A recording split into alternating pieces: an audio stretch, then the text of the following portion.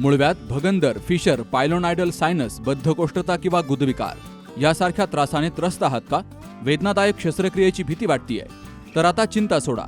जर्मनीतील अत्याधुनिक लेझर तंत्रज्ञान आता प्रथमच संगमनेरमध्ये डॉक्टर सोनाली सुशांत गीते यांच्याकडे उपलब्ध झालंय. 7 वर्षांचा प्रदीर्घ अनुभव, 1000 पेक्षा अधिक यशस्वी शस्त्रक्रिया. ठिकाण केएम हॉस्पिटल, विठ्ठल मंदिरासमोर, अकोले बायपास रोड, संगमनेर. संपर्क 90 677 95 189.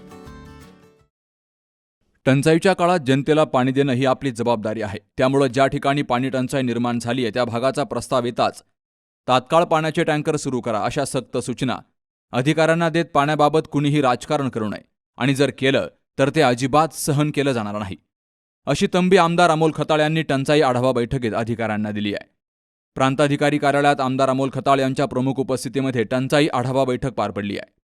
काही ठिकाणी पाण्याचे टँकर सुरू करावे लागतील, तर त्यासाठीचे जे प्रस्ताव आहेत ते तिथल्या ग्रामपंचायतींनी तत्काळ आपल्या वरिष्ठ पातळीवरती दिले पाहिजे असं मला वाटतं. त्याच्यामध्ये तुम्ही फक्त जर म्हटले का ते आराखड्यात बसत नाही गाव, तर तसं करून चालणार नाही आपल्याला. कारण आता आपल्याला आजच्या याच्यामध्ये जी टंचाईची माहिती घेतली, आता साहेबांनी सांगितलं का 10-12 गावांमध्ये आपण करतो, त्यातल्या ते पठार भागातलेच आहेत. डोळासनं झालं, पिंपळवाडेपा, खंडरावाडी, करशिंदेव, कुंभारवाडी, हे सगळे पठार भागातले. पण नुसतं पठार भागच नाही, तर आज आपल्याला काही इकडच्या सुद्धा गावांमध्ये जिथं जिथं जाणवतंय तिथल्या त्या गावातल्या, मला वाटतं साहेब, विहिरी जसं तुम्ही आता इथं अधिग्रहित केल्या तसं प्रत्येक गावामध्ये माहिती घ्या. जर तिथली परिस्थिती असेल तर त्या गावातल्या विहिरी आपल्याला काही कालावधीसाठी कशा पद्धतीने अधिग्रहित करून पाणी देता येईल ती एक काळजी घ्या. ज्या ज्या गावामध्ये आता समजा जसं यांचं म्हणणं आहे तळेगाव पाणी पुरवठा योजना, तर ती योजना फक्त जर कागदावर दिसत असेल किंवा बाकीच्या योजना जलजीवनच्या कागदावर दिसत असेल, पूर्ण नसतील, काही पूर्ण झाल्या असेल, हँडओव्हर झालेल्या असतील, तरी तिथं पाण्याचा सोर्स जर नसेल सध्या काही, तरी आपल्याला तिथं टँकरबाबत गंभीरतेने विचार करावा लागेल. काही खासगी टँकर सुरू करायची वेळ आली तर खासगी टँकर सुद्धा साहेब आपण सुरू करू. परंतु ती स्थानिक तिथली आपल्याला कुठल्याही परिस्थितीत टँकर माफियांना सांभाळण्यासाठी चालू करायचे नाही. त्या गावातील लोकांना पिण्याच्या पाण्यासाठीच करायचे आहेत. त्यामुळं मला असं वाटतं की आता याच्यामध्ये जे जे दिले त्यात बरेचसे गावं राहतील. आत्ता आपण ही आढावा बैठक एप्रिलमध्ये घेतोय. मे, जूनपर्यंतची परिस्थिती, अजून 2-2.5 महिने आपल्याला परिस्थिती गंभीर राहील.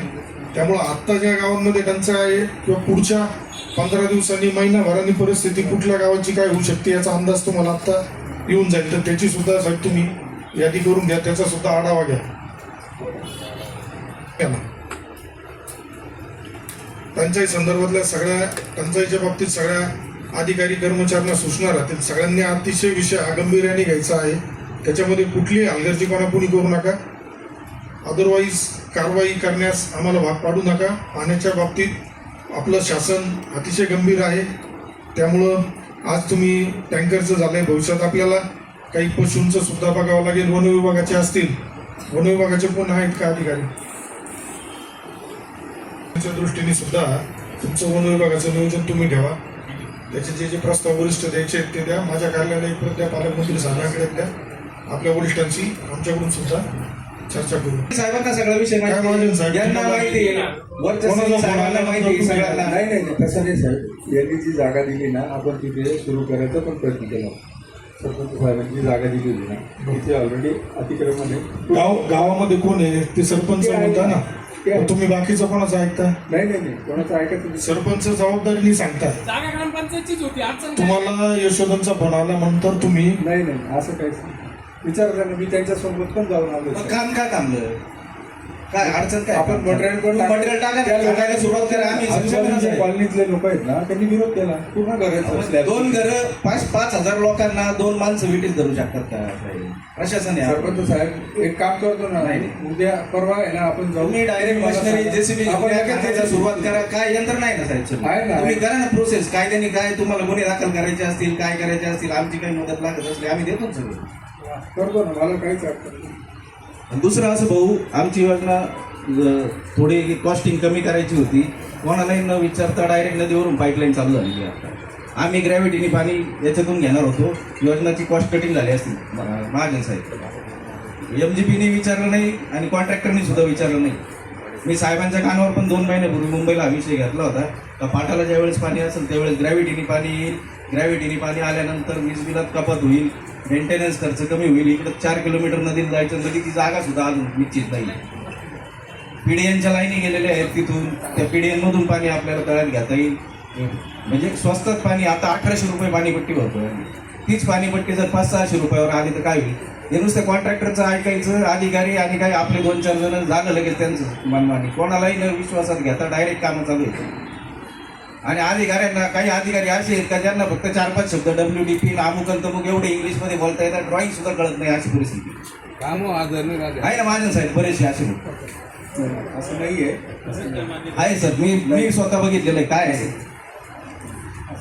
आणि दुसरा विषय एक महत्वाचा आहे भाऊ, तळेगावची पाणी पुरवठा योजना जी 16 गावची होती, आता ती 23-24 गावची झालेली आहे.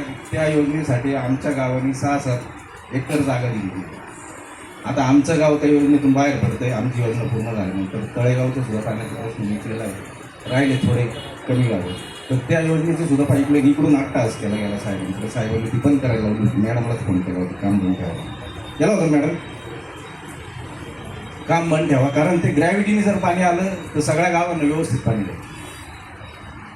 पाटाचं पाणी ग्रॅव्हिटीने येतं, सगळं पाणी नदीपर्यंत पाणी जातंय, तर त्या तळ्यात सुद्धा पाणी येऊ शकतं. पुन्हा 1 महिन्याने आपण एक बैठक घेऊ, पण नुसतं बैठका घेऊन मला हा विषय मार्गी लावायचा नाही आहे. प्रॅक्टिकली मला त्याच्यामध्ये बदल पाहिजे. पुढच्या कालावधीत जसं आता तुम्ही 3ऱ्या टप्प्याचं सांगितलं होतं व्हिडिओ साहेब, तर 3रा टप्पा सुद्धा तो पुढच्या महिन्याचा विचार न करता जर जिथं आत्ता परिस्थिती असेल तिथं तत्काळ टँकर आपण सुरू करून द्या. जिथं जिथं जलजीवनच्यामुळं किंवा पाणी पुरवठा योजनेमुळं आपल्याला टँकर सुरू करण्यासाठी अडचण येत असेल तर त्यांच्या NOC घ्या. तुम्ही NOC द्या, ज्या ज्या विभागाने एकमेकाशी कोऑर्डिनेट करा, NOC द्या. आणि कुठल्याही परिस्थितीत पिण्याचा पाण्याचा प्रश्न गंभीर होणार नाही, लोकांचा उद्रेक होणार नाही, लोकांना मोर्चे काढायला लागणार नाही, आंदोलनं करायला लागणार नाही, याची काळजी आपण घेतली पाहिजे.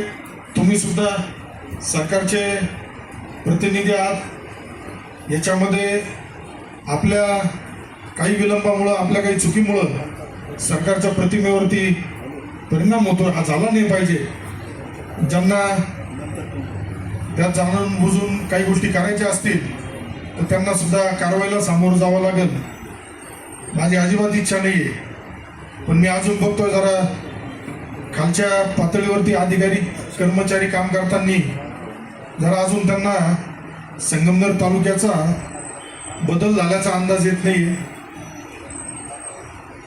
त्यांना माझी सूचना राहील का कामामध्ये राजकारण करू नका. पुढच्या कालावधीत टंचाई बाबत पूर्ण नियोजन करा. ज्या ज्या ग्रामसेवक आहेत त्यांनी तत्काळ जिथं अडचण असेल तिथं वरिष्ठांना प्रस्ताव देण्याचं काम करा.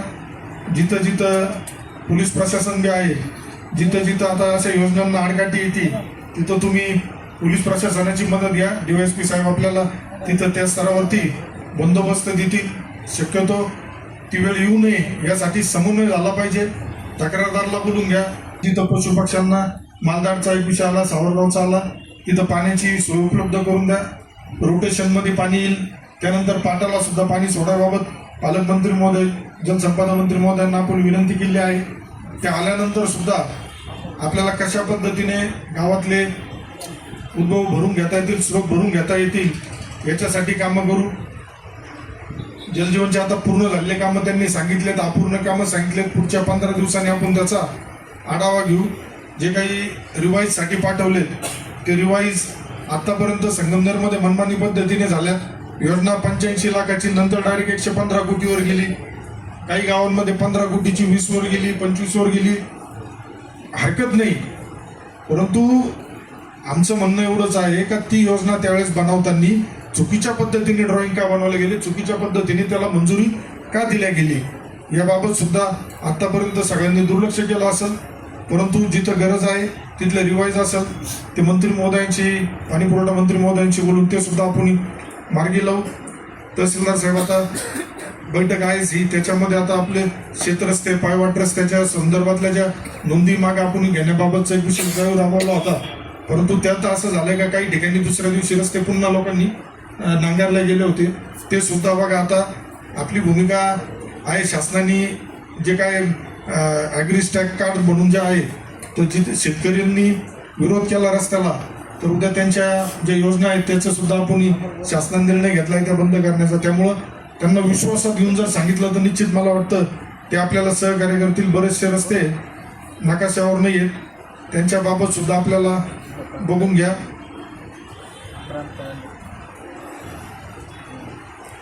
बाकीचं तर काय आता ते ग्रामसेवक आहेत, तर घरकुलाचा बी विषय जो गेल्या बऱ्याच दिवसाचा सुरू आहे, तर घरकुलाचं बी बघा, त्यांचे कोणाचे देणे असेल ते देण्याचं बघा. घरकुलाची साहेब वाळूच्या संदर्भातलं सुद्धा आता प्रत्येक एक गाव वाईजच आपण सुरुवात करू. देताना 2-2, 3-3 गावं दिल्यानंतर तो उद्रेक होतो. तर आता मला वाटतं नदीला पाणी यायच्या आधी काही गावांना आपल्याला देता आली तर त्या दृष्टीने आपलं नियोजन करून घ्या. मनरेगाचे सुद्धा आता बरेचसे व्यक्तिगत प्रकरणं मंजुरीचे बाकी आहेत ते बघा. दलित वस्ती, तांडा वस्ती, आता बऱ्याचशा ठिकाणी ग्रामसेवकांना 2-2, 3-3 गावचे चार्ज दिलाय, पण त्यांची बी सोय बघितल्या गेली पाहिजे. काही ग्रामसेवकांना या टोकावरून त्या टोकाला जावं लागतं, तर लगत गावं काही संलग्न गावं देता आले तर बघा आता या महिन्यामध्ये बऱ्याचशा अधिकारी कर्मचाऱ्यांच्या बदल्या आहेत. मे जून आलाच आता तुमचा बदल्यांचा टायमिंग आलाच आहे. त्याच्यामुळं त्या दृष्टीने बी काळजी घ्या. महिलांना विशेषतः महिला कर्मचाऱ्यांची गैरसोय होणार नाही अशी काळजी घ्या. बऱ्याच जणांना बदलीमध्ये आता बऱ्याच जणांचं काम चांगलं आहे, पण काहींचं काम चांगलं नाही आहे. तर विनाकारण आम्हाला शिफारस करायला लावू नका. काही यांना थोडं लांब पाठवण्याचा 50-100 किलोमीटर संगमनेर अकोलापर्यंत मर्यादित आहे. पण काम चांगलं करा. गावागावामध्ये वातावरण चांगलं राहील. लोकांना केंद्राच्या राज्याच्या योजना सरकारच्या योजना ज्या आहेत त्या लाभ मिळेल यासाठी प्रयत्न करा. कृषी विभागाच्या वतीने सुद्धा मॅडम आपलं जे आता काही गारपीट झाली त्याचे पंचनामे वगैरे जे सगळे झाले असतील असं मला वाटतंय. जे काही मी तहसीलदार साहेब आपल्याला म्हणलो होतो का ते फक्त काही घुलेवाडीला पडायचा म्हणून घुलेवाडीला पडत नाही. तो म्हणजे घुलेवाडी आपणही बनवलेली घुलेवाडी, निसर्गाने बनवलेली नाही ती. त्याच्यामुळं कधी गुंजरवाडीचे आजूबाजूचे बी परिसरात हे होतं, तर जसं काही राहिले असतील तर ते बघून घ्या ना. मी यापूर्वी सांगितलंय अधिकारी कर्मचाऱ्यांना, विशेषतः महिला अधिकारी असेल कर्मचारी असेल, आपल्याला कोणी त्रास देत असेल मला व्यक्तिशः सांगा. कुठलाही कार्यकर्ता असो, तो कुठल्या पक्षाचा असो, कुणी असो, त्रास देत असेल त्यांची माहिती द्या. त्यांचा बंदोबस्त आम्ही करू, त्यांना सुधारण्यासाठी आम्ही सांगू. परंतु आपल्याकडून सुद्धा आपण शासनाचे लोकप्रतिनिधी आहात, महायुती सरकारचे प्रतिनिधी आहात, महायुती सरकारचे आम्ही प्रतिनिधी आहेत तिथं उपस्थित बरेचसे. तर एक समन्वय राहिला पाहिजे सगळ्यांमध्ये, कारण हा समन्वय राहिला तरच हे टंचाई सारखे विषय असेल किंवा गावातील इतर प्रश्न असतील, विकासाचे प्रश्न असेल, ते तात्काळ मार्गी लागतील अशी मला अपेक्षा आहे. त्यामुळं आजच्या बैठकीमध्ये ज्या ज्या सूचना ज्या ज्या विभागांना देण्यात आल्या त्याबाबत त्यांनी त्याची अंमलबजावणी करावी. पुढील 1 महिन्यानं पुढच्या महिन्यामध्ये जिल्ह्याचे पालकमंत्री आदरणीय नामदार राधाकृष्ण विखे पाटील साहेबांच्या उपस्थितीत आढावा बैठक प्रांत ऑफिसला किंवा कुठल्या तरी कार्यालयामध्ये आपण घेणार आहे. त्यामुळं आज ज्या सूचना झाल्या त्याचा आढावा सुद्धा मी त्यावेळेस घेईल. पुन्हा सांगाल कुठल्याही बाबतीत BDO साहेब टँकरच्या बाबत हलगर्जीपणा होऊन देऊ नका. जिथं मागणी येईल तिथं तात्काळ आपल्याला टँकर शासकीय म्हणा खाजगी म्हणा टँकर आपल्याला सुरू करून लोकांना पाण्याचा अडचणीला सामना करावा लागणार नाही याची काळजी घेऊ. जलजीवनच्या बाबतीत सांगितलं मी 15 दिवसानंतर मी स्वतः प्रत्येक ठिकाणी पाहणी करायला जाणार आहे. त्यामुळे जे आता काही कार्यकर्त्यांच्या भावना आहेत त्या तिथं प्रत्यक्ष गावात तुमच्या आल्यानंतर प्रत्यक्ष पाहणी करून त्याचा रीतसर पंचनामा करून व्हिडिओ शूटिंग काढून त्याची तसा अहवाल आपण देऊन त्या ठेकेदाराला जर बिलं जास्त अदा करण्यात आली असेल तर त्याच्याकडून ते काम पुन्हा करून घेण्यात येईल. आणि जर त्यांनी काम निकृष्ट केलेलं असेल, त्याचे बिलं बाकी असेल, तर जोपर्यंत होते ते काम चांगल्या पद्धतीने करून देत नाही तोपर्यंत त्याचे बिलं काढले जाणार नाही. या पद्धतीच्या काळजी अधिकाऱ्यांनी MGPच्या असेल पाणी पुरवठ्याच्या असेल सगळ्यांनी घ्यायची आहे. या बैठकीला संगमनेरचे प्रांताधिकारी अरुण उंडे, तहसीलदार धीरज मांजरे, पंचायत समितीचे गटविकास अधिकारी प्रवीण सिनारे, DYSP डॉक्टर कुणाल सोनवणे, जीवन प्राधिकरण विभागाचे कार्यकारी अभियंता महाजन, महावितरणचे सहाय्यक अभियंता चंद्रशेखर खैरनार, ग्राम पाणी पुरवठा विभागाचे कार्यकारी अभियंता पारधी, राष्ट्रवादी काँग्रेसचे जिल्हाध्यक्ष कपिल पवार, शिवसेनेचे जिल्हा संघटक विठ्ठल घोरपडे, शिवसेना तालुका अध्यक्ष रामभाऊ रहाणे, राजेंद्र सोनवणे, शहर प्रमुख विनोद सूर्यवंशी, माजी तालुका प्रमुख जनार्दन आहेर, भाजपाचे तालुका अध्यक्ष गुलाब भोसले, श्रीकांत गोमासे, RPI शहराध्यक्ष कैलास कासार यांच्यासह मान्यवरांची हजेरी होती. तर आमदार अमोल खताळ यांनी पाणी टंचाई आणि जलजीवन योजनेच्या कामांचा आढावा अधिकाऱ्यांकडून घेतलाय. Sukhdev Gadekar, C news Marathi, Sangamner. Saptashrungi hospital and paralysis centre. तज्ज्ञ डॉक्टर प्रभाकर खर्डे यांच्या मार्गदर्शनाखाली पॅरालिसिस, मणक्यांचे आजार, गुडघेदुखी, कंबरदुखी, मानदुखी, मायग्रेन, ॲलर्जी आणि सर्दीवर खात्रीशीर उपचार, तेही एकाच छताखाली आणि योग्य दरात. इथं उपलब्ध आहे acupuncture, physiotherapy, panchakarma, massage, steam bath, tub bath, digital X-ray आणि अत्याधुनिक पॅथॉलॉजी लॅब. त्यासोबतच निसर्गरम्य वातावरण, आरामदायी रूम्स, कॅन्टीन आणि प्रशिक्षित स्टाफ. आजच संपर्क साधा. ठिकाण मुक्ताई मंदिराजवळ, रायते वाघापूर, तालुका संगमनेर, जिल्हा अहिल्यानगर. संपर्क 9657 23 0023.